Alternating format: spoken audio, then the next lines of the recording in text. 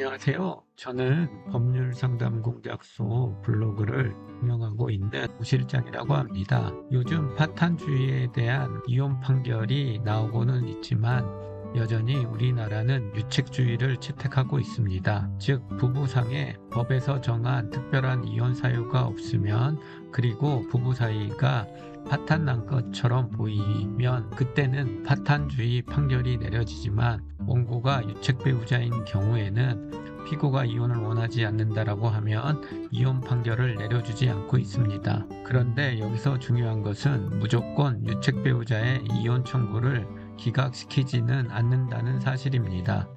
즉 유책 배우자도 예외적으로 이혼을 허락해 주는 경우가 있습니다.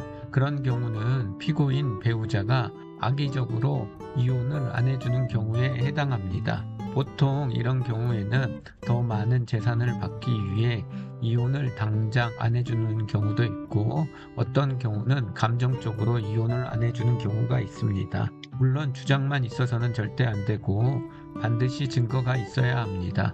여기서 말하는 증거의 종류는 카톡 대화 내용, 두 사람이 대화한 녹음 파일, 카페 등의 피고가 문의한 게시판이나 댓글 등이 있습니다.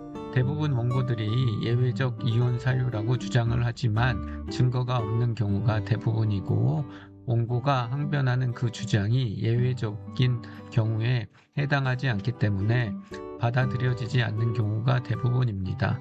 그리고 또 하나, 예외적으로 유책 배우자에게 이혼을 허가해 주는 경우는 부부가 파탄이 났다고 판단이 되는 경우입니다. 위와 같은 경우를 보면 이미 원고는 이혼 소송을 해서 1심, 2심 등이 다 기각되었고, 그리고 이혼 소송 이후 별거 기간이 상당히 지속되어 그 기간이 엄청 오래되었고, 그리고 자녀들도 성인이 되어 이혼에 특별한 영향이 없는 경우에 예외적으로 이혼을 허가해 주고 있습니다. 저희가 실제 했던 사건의 경우에도 외도를 한 남편이 1심, 2심, 3심까지 했지만 이혼이 기각되었습니다. 유책 배우자라서.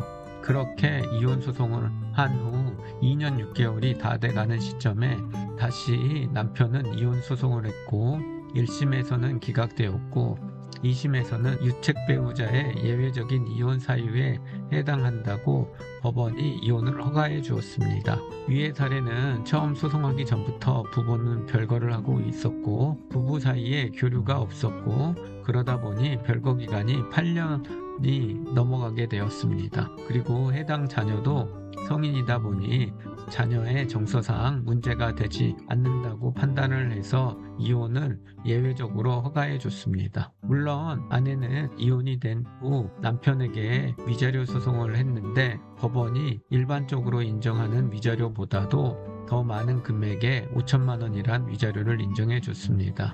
이분은 상간녀 소송에서도 2천만 원을 인정받았기 때문에 매도로 인해서 7천만 원 가까이 인정받았습니다. 이거는 아마도 예외적으로 이혼이 된 것에 대한 보상의 차원이라고 생각을 하면 될 것 같습니다. 종합을 해보면 유책 배우자가 이혼을 하기 위해서는 상대방이 악의적으로 이혼을 안 해준다는 증거가 있거나, 또는 상당 기간 별거를 한 이후에 소송을 해야지만 이혼이 되고, 그렇지 않고서는 상대방이 이혼을 원하지 않는다라고 하면 이혼을 할 수가 없다는 점 꼭 참고하시길 바랍니다. 오늘은 유책 배우자의 이혼 소송, 즉 예외적으로 이혼을 허가해 주는 것에 대해서 간략하게 알려드렸습니다. 보다 자세한 것은 법률상담 공작소 블로그를 확인하시거나 저에게 연락을 주시면 보다 더 자세하게 상담해 드리도록 하겠습니다. 오늘도 저의 영상 시청해 주셔서 고맙습니다.